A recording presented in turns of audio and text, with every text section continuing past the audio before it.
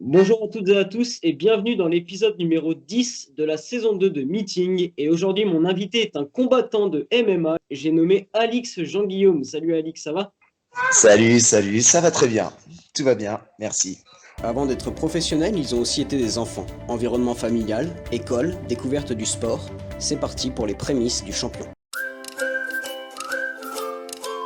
Je suis né le 17 novembre 1987 à Besançon, dans le Doubs, en Franche-Comté.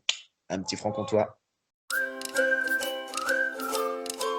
J'ai commencé très tôt les arts martiaux, hein. J'ai commencé, j'avais 4 ans et demi, par du judo. Je suis passé par la lutte, je suis passé par le jiu-jitsu brésilien, le karaté, Kyokushinkai, karaté jutsu. Après, j'ai découvert le Muay Thai, la boxe anglaise et j'ai terminé dans le MMA.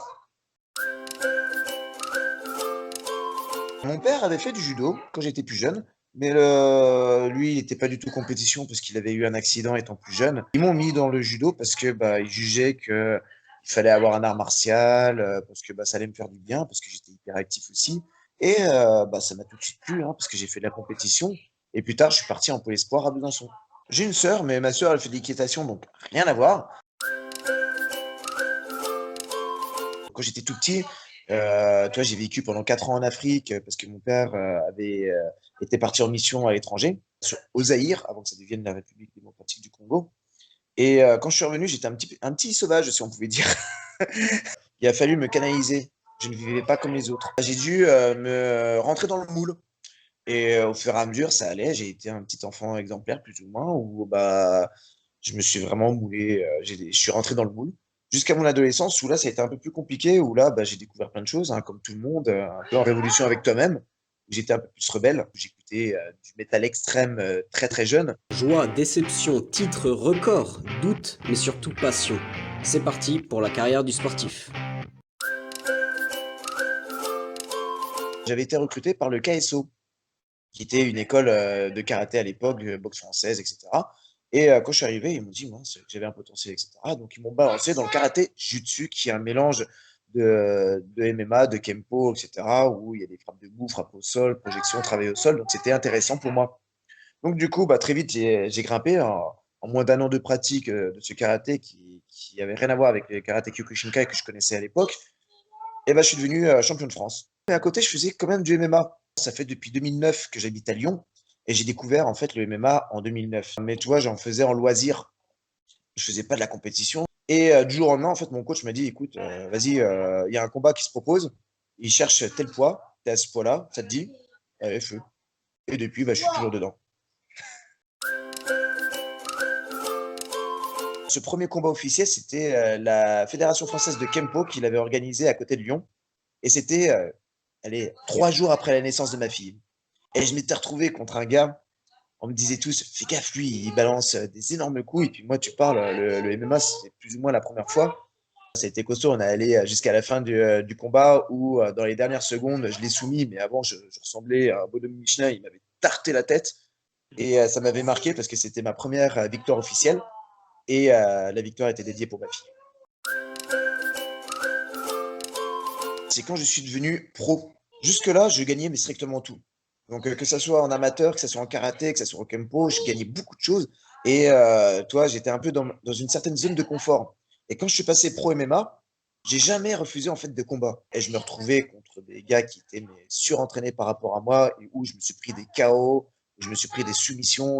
Ce qui fait que je me suis tapé quatre défaites consécutives en MMA, mais j'étais pas suffisamment bien conditionné par rapport à maintenant. Tu regardes maintenant Sofiane Aissaoui qui me manage et qui est dans mon coin tout le temps.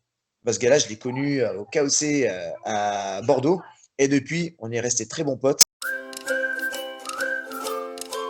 C'est quand je suis allé à Singapour avec l'équipe de France de Kempo, donc l'équipe de France de MMA, et qu'on a disputé les championnats du monde Gamma de MMA, où là, tu te retrouves avec un milieu ultra professionnel, avec plus ou moins des champions. Et là, ça a été, on va dire, un moment assez incroyable de te dire, du jour au lendemain, tu te retrouves à l'autre bout du monde. Je suis arrivé troisième. Je me suis tapé le champion du monde quelques jours avant de l'IMAF, champion de MMA, que j'ai mangé allez, en 2 rounds. Et à partir de ce moment-là, ça a été des étoiles. Avant, c'est le moment où tu as l'adrénaline qui monte, tu sais, tu es dans les vestiaires, euh, tu t'échauffes un petit peu avec ton coach, tu commences à parler de ton game plan, etc. Tu commences à marcher dans les couloirs, tu attends pour monter, d'un coup on t'appelle, et c'est à ce moment-là, trou noir. Trou noir total. Le vide. J'ai quand même pas mal d'entraînements par semaine. J'ai par jour, on va dire, j'ai environ 2 heures de MMA avec mes coachs et mes sparring. Ensuite, j'ai ma préparation physique avec mon préparateur physique qui me donne des exercices que j'essaie de faire tous les jours. Je dis bien j'essaye. À côté, j'ai mon plaisir qui est le CrossFit.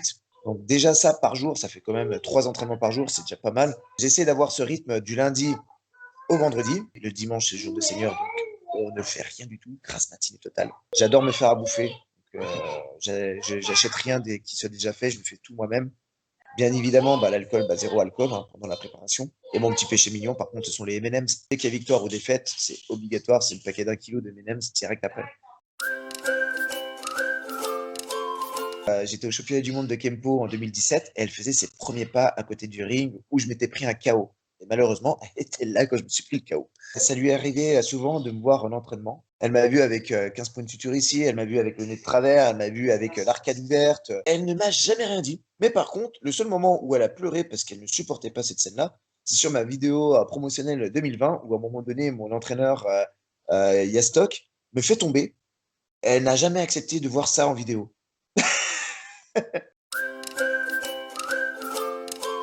Il y a un moment donné où j'ai été tellement dans le sport, il a fallu que je change un peu mes esprits. Le sport n'était plus forcément ma priorité. J'ai rejoint le groupe en 2011 et on a sorti nos premiers titres en 2012. C'est un groupe qui existait déjà avant. On a refait un nouveau logo, un nouveau style de musique, etc. Depuis, on est In Arcadia, les Lyonnais. On a notre touche de Gaune, si on pourrait dire. En 2012-2013, on avait sorti un album qui s'appelait Eyes of the Archetype, qui était promu et tout. Et on a fait une tournée, mais sur 2 ans, qui était monumentale. On a parcouru toute l'Europe, la Russie, on est allé au Japon, etc. Les arts martiaux à côté, c'était pas ma priorité jusqu'au moment où un jour, il a fallu absolument que je reprenne. Et du coup, j'ai réussi à trouver on va dire, un bon compromis où dès que j'avais un combat qui était prévu, j'avais pas de concert. Le seul truc qui était un peu compliqué, c'est qui dit reprendre de la compétition, dit beaucoup d'heures d'entraînement ça chevauchait un peu sur mes rythmes de répétition. À l'heure actuelle, quand je monte sur scène, c'est comme si je rentrais dans la cage ou sur un ring. Je balance des kicks de partout, des coups de poing, les machins. C'est un combat pour moi où, aux limites, je ressors, je saigne du nez parce que je me suis mis un coup de poing dans la tête sans le vouloir. C'est un échappatoire, si on pourrait dire. Mais c'est surtout un kiff personnel de base. J'ai une bonne partie du corps qui est tatoué. Pour la plupart, ils ont une signification personnelle du fait que beaucoup sont des dessins que moi-même j'ai faits. D'autres que ce sont des potes à moi, de très très bons potes, des vieux potes qui les ont faits pour moi. Sur mon pied gauche, c'est le Théo qui me l'a fait. C'est le drapeau c'est le blason de Besançon, donc ma ville natale. Donc, j'ai envie de dire oui, c'est mon préféré parce qu'il est très significatif. À court terme, l'objectif est de continuer la victoire. Parce que là, pour le moment, en professionnel, je suis à 2 victoires maintenant pour 5 défaites. L'objectif avec mon coach est d'arriver à 4 victoires pour rééquilibrer la chose, pour qu'enfin, en fait, je puisse avoir, on va dire, un aura plus ou moins correct pour les organisations. À long terme, aller encore plus loin. Ça fait depuis tellement longtemps que nous autres, qui combattions depuis je sais pas combien de temps à l'étranger, enfin on peut combattre en France, donc on n'est plus obligé de s'exiler. Enfin on nous voit plus comme des coqs en cage, des espèces de monstres, comme beaucoup nous croyaient. Du coup maintenant il y a tout le monde qui s'y intéresse, il y en a plein qui s'y intéressaient avant, mais vu que c'était pas légal, et ils faisaient un blocus genre non attends, on va pas se mélanger avec ce truc-là, alors que maintenant il y a tout le monde qui se rue pour avoir cette image. Ce sont tous des compétiteurs, mais ils savent aussi profiter de la vie. Tout de suite, les questions insolites. Penny Dreadful. Cypress Hill. Ah, des maquis. Thaïlande. J'adore faire du skate, du cruiser, de la longboard. J'adore faire ça. J'adore le cinéma, j'adore le crossfit. J'adore passer du temps avec ma fille. Autant dire que c'est quand même du sport. Un petit coucou à une personne que j'ai vue il y a quelques jours. C'est un grand sportif que j'avais toujours admiré. Il s'appelle Michael Legout. Après, j'en ai eu beaucoup d'autres étant plus jeune. J'étais un grand fan de David Douillet, que j'avais rencontré quand j'étais plus jeune au judo. Ça a été une inspiration pendant très longtemps. pas forcément genre baisse pas les bras ou baisse pas les yeux ou je sais pas quoi. Garde plutôt le smile. Garde toujours le sourire. Ben écoute Alix, c'était très très sympa cette interview. T'as vraiment plein de bonne humeur et c'est vraiment super. Et j'espère que tu vas continuer à décrocher des victoires en MMA et que tu vas aller le plus haut possible. Je te souhaite plein de bonnes choses avec ta petite fille aussi et que tu continues à être autant épanoui dans ta vie, dans la Merci, musique, dans le sport. Voilà. c'est gentil. Merci beaucoup à toi, en tout cas, ça fait plaisir. Officiellement, c'est ma première interview comme ça, parce que généralement, les interviews avec mon groupe, c'est moi qui décide de ne pas les faire. Première interview que je fais en 15 ans. Je te souhaite une très très bonne soirée, et puis je te dis à tout bientôt du coup. À toi aussi, salut.